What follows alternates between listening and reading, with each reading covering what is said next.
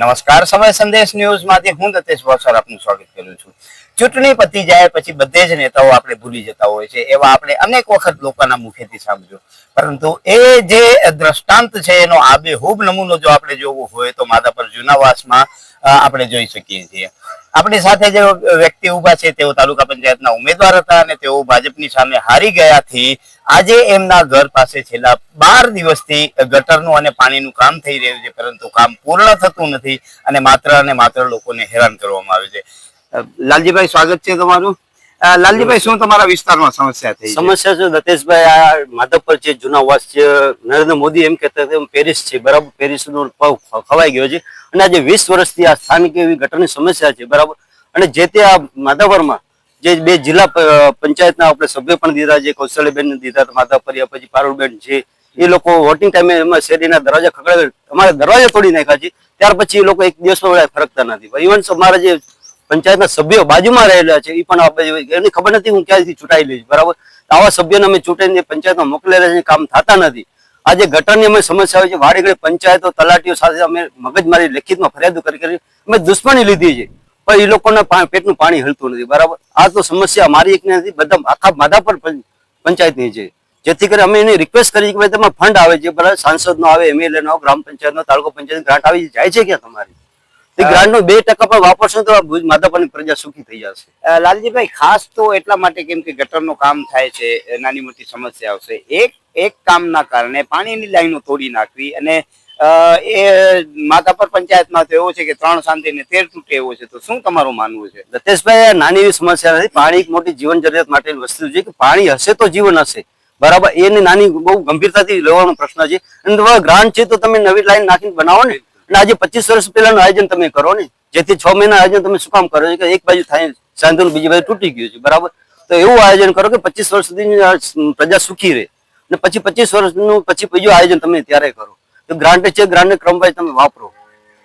દર્શક મિત્રો, તમે વિચારો કે જે વિસ્તાર આ માધાપર ગામ એવો છે કે જે કદાચ એશિયાનું સૌથી ધનિક ગામ છે અને એ ગામની સ્થિતિ જોતા એવું લાગે છે કે કદાચ બદથી બદતર હાલતનું જો નામ કહી શકાય તો આને જ કહી શકાય છે। દતેશભાઈ, બીજું મારો પોઈન્ટ કહેવાનો છે કે ગ્રાન્ટેડ આવે છે, આખા માધાપરમાં એક મહિલા શૌચાલય લોકો નથી બનાવી શકતા, તો ડૂબી એ લોકોને મરવાનું, અમારે નથી, અમે હારેલા છે, અમે સ્વીકારી છીએ, બરાબર, અમે પ્રજાના પ્રશ્નો માટે કામ કરવા માટે નીકળ્યા હતા, પ્રજા અમને જે આપ્યું અમે સ્વીકારી લીધી, પણ હવે એ લોકોને શરમ આવી છે કે મારે મહિલાઓ માટે એક શૌચાલય તો જાહેર શૌચાલય બનાવો। ભાઈ, એ જ એનું કારણ હોઈ શકે કે તમે એમની સામે ચૂંટણી લડ્યા, એ લોકો બિનહરીફ ન થયા અને હવે દુશ્મની કાઢે છે।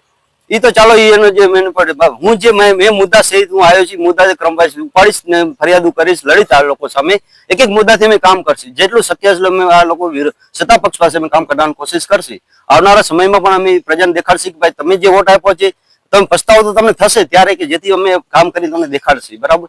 વિરોધ પક્ષમાં બેસશે, ગમે એમાં હશે, આવનારી પંચાયત છે, 6 મહિના પછી પંચાયત છે, ત્યારે અમે પાછા અમે મેદાનમાં આવશે, પાછળ લડશે, બરાબર, પછી પ્રજાના કામ કરવા માટે સક્ષમ છે ને કરશે, અને 1-1 રૂપિયાનો હિસાબ દેશે પંચાયત। તો દર્શક મિત્રો, વિચારો તમે કે જે ચૂંટણીઓ હારી જાય અને એની સામે જો આ રીતે દુશ્મની કાઢવામાં આવતી હોય તો આનાથી ભૂંડું શું હોઈ શકે? માધાપર નગરપાલિકા જે માધાપર ગ્રામ પંચાયત જૂનાવાસની છે એની મોટા ભાગે એવી સ્થિતિ છે કે જ્યાં જ્યાં કામ થતા હોય ત્યાં કોઈ જ યોગ્ય રીતે કામ થતા નથી અને એનું પરિણામ એ આવે છે કે લોકો ભોગવી રહ્યા છે। આવનારા દિવસોમાં પંચાયતની ચૂંટણી આવશે ત્યારે પણ લોકો પાણીચું દેખાશે, પરંતુ હાલની સ્થિતિ એવી છે કે જે વિસ્તારમાં ભાજપની સામે જે લોકો લડીને હારી જાય છે એમને કઈ રીતે હેરાન કરવો અને એમને હેરાન કરવાની જ આ માનસિકતા હોય અને એના કારણે જ લોકો ભોગવી રહ્યા છે। પરંતુ વોટ આપનારા લોકોએ જ્યારે જે પક્ષને ચૂંટીને આપ્યું છે એમના વિકાસ કરવા માટે ચૂંટીને આપ્યું છે, નહીં કે દુશ્મની કાઢવા માટે। મારું નામ શોભનાબેન ઠાકોર છે અને આજે અમારે અહીંયા કણે 15 દિવસથી આમનામ ગટરું અને પાણી ને બધું ખોદીને રાખેલું છે અને કોઈ પણ અહીંયા કણે કાંઈ પણ જાતની વ્યવસ્થા નથી અને કોઈ પણ નથી, કારીગર 1 આવે 2 આવે, હવે એનાથી આ કામ આ મોટું કામ આ થાય એનાથી કાંઈ અમે એટલા પરેશાન થઈ ગયા, નથી કોન્ટ્રાક્ટર નથી કોઈ, બધાને એક-એકને બોલાવવા જવા પડે અહીંયા પંચાયત અને નથી સરપંચશ્રી તો અહીંયા નથી, આટોય નથી માર્યો એમ ફોન કરી તોય, ફોન કરીને અમે થાકી જઈએ, કોઈ કાંઈ જવાબ જ નથી દેતા, ઓલા એમ કે ઓલા આવે છે ને ઓલા એમ કે ઓલા આવે છે, એમ કોઈ વ્યવસ્થા નથી અહીંયા કણે કાંઈ પણ જાતની। હા, શું નામ છે તમારું? શું સમસ્યા છે અહીંયાની? અમારે 10-15 દિવસથી અહીંયા કને શેરીમાં લાઈન ખોદી નાખી છે ગટરની અને પાણીની લાઈન પણ ખોદી નાખી છે. એ લોકો એકબીજા ઉપર ઢોરે છે. સરપંચને કહીએ છીએ, સરપંચ કહે છે અમારી જવાબદારી નથી, એકબીજા ઉપર ઢોરે છે. અને અમારા જે પણ અહીંયા સભ્ય છે આટલા દિવસમાં એક પણ વાર આવ્યા નથી અહીંયા કને. ક્યારે પણ એના પહેલાં પણ અમારી ગટરની સમસ્યા હતી ત્યારે પણ એ લોકો પણ અહીંયા તસ્દી લીધી નથી. બહુ સમસ્યા છે અને અમારે ઘરે પાણીની વ્યવસ્થા પણ નથી, એટલે અમારે બીજે ઠેકાણે લેવા જવું પડે છે પાણી. મારું નામ મોહિનીબેન મનોજ સોલંકી છે અને હું સ્વામિનારાયણ નગરમાં રહું છું, અહીંયા શ્રદ્ધા સ્કૂલની સામે. અને અત્યારથી લગભગ 12-15 દિવસથી આ લાઈન ખોદેલી પડી છે. પાણીની તો સમૂરી વ્યવસ્થા જ નથી.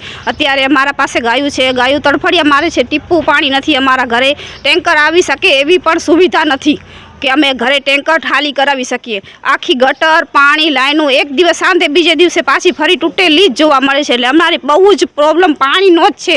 અમને ગટરની વ્યવસ્થા પછી ભલે કરે પણ અમને પાણીની વ્યવસ્થા પહેલાં કરાવી દે બસ.